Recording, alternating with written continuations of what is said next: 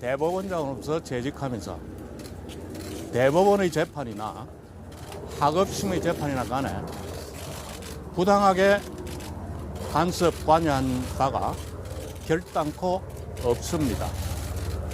법관으로서 40여 년을 지내온 사람이 어떻게 남의 재판에 관여를 하고 간섭을 하고 그런 일을 꿈을 꿀 수 있겠습니까? 제임스의 상고법원을 추진했던 것은 대법원의 제 기능을 다하기 위해서 불가피한 선택이었습니다. 그런 것을 가지고 법관에게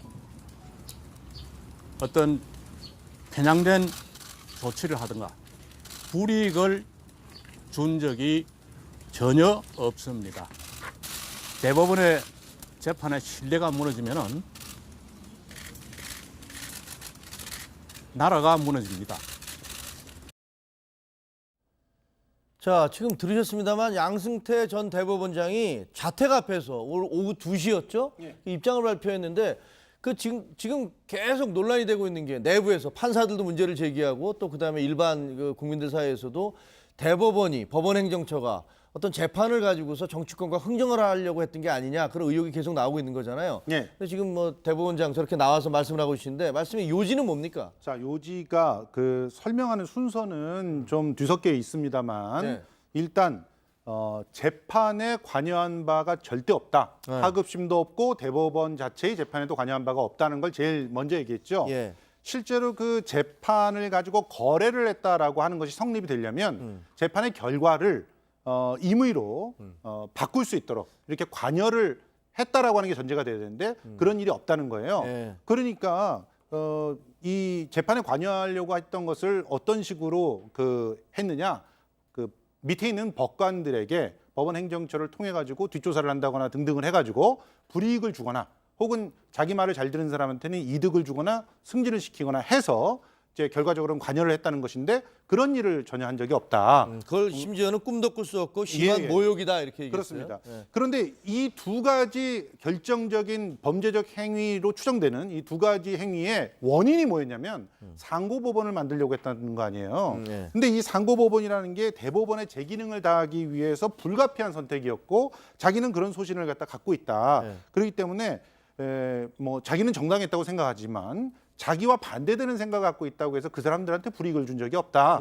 이게 핵심입니다. 그러니까 네. 지금 현재 그 특조단의 어떤 그 조사 결과와 네. 정면으로 배치되는 그런 부인들을 한 것입니다. 그 특조단의 조사 결과 확실하게 그렇게 했다는 건 아니잖아요. 그렇죠. 이제 특조단은 그 410개의 그 비밀 문서들을 갖다 분석해 보고 네. 그 안에서 정황들을 갖다가 좀 발견했다라고 하는 것인데 네. 아직까지 410개의 문서가 전부 다 공개된 것이 아니기 때문에 내용은 객관적으로 볼 모르죠. 수 있는 게 좀 없는 거고 그 중에서는 일부는 개인 정보들이 포함되어 있는 것이 있기 때문에 그 개인 정보가 포함되어 있는 것을 전부 다 공개할 수 있는 거냐 이 논란도 아직까지 남아 있는 상황입니다. 자, 그런데 지금 바로 전임 대법원장이시잖아요. 전임 대법원장이 저렇게 나와서 저런 성명을 내는 것조차도 거의 본 적이 없는 것 같은데 양 대법원장 왜 저렇게 갑자기 나온 거죠? 그러니까 어제 김명수 대법원장이 사실은 형사 조치까지도 각계의 의견을 수렴해서 생각해 보겠다라고 그랬죠. 말을 하고 관련돼 있는 법관들에 대한 징계 조치도 역시 지금 고려해 보겠다 이런 얘기를 하고 나니까 네.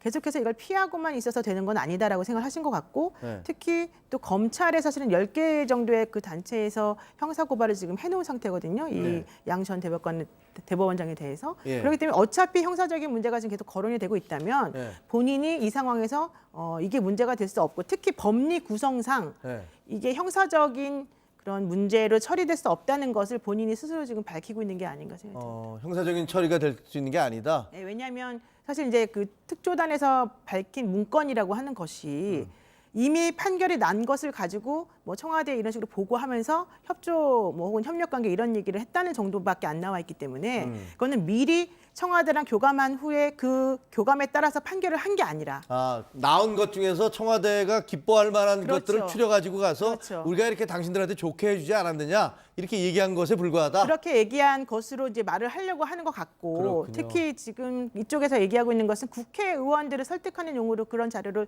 만든 것에 불과하지 청와대하고 무슨 거래를 하기 위해서 만든 게 게 아니라고 주장하고 있기 때문에 제가 봤을 때는 형사적인 문제가 안 될 거라고 생각하는 것 같고 특히 제가 판사님들하고 이제 얘기를 좀 들어보니까 그쪽에서도 이게 아무것도 실현된 게 없고 이걸 실현됐다라는 것 자체를 밝혀낼 수가 없기 때문에 사실은 형사적인 문제는 좀 쉽지 않을 어렵지 것이다. 않냐 이런 게 있습니다. 아니 그런데 이 부분에 잠깐만 네. 그 보태서 얘기를 분명하고 싶은 게 가령 이제 사례 중에서 박지원 그 의원의 그 저축은행 비리 사건에 대한 1심, 2심, 3심 판결의 결과가 있어요. 그런데 그 중에서 2심 판결 같은 경우는 박지원 전 의원이 1심에는 무죄를 다 받았다가 2심에 일부 유죄가 나왔거든요. 네. 근데 그 일부 유죄가 나온 것이 이 보고 문건에 언급이 돼 있어요. 그리고 상고법원이 사실상 불가능해진 그런 상황에서 3심이 나올 때는 다시 무죄가 나왔단 말이에요. 그럼 이런 것들이 전부 다 오비 일학이었느냐. 이런 정황들을 의심할 수밖에 없는 상황이기 때문에 이 정황상 의심되는 이 부분을 수사를 통해서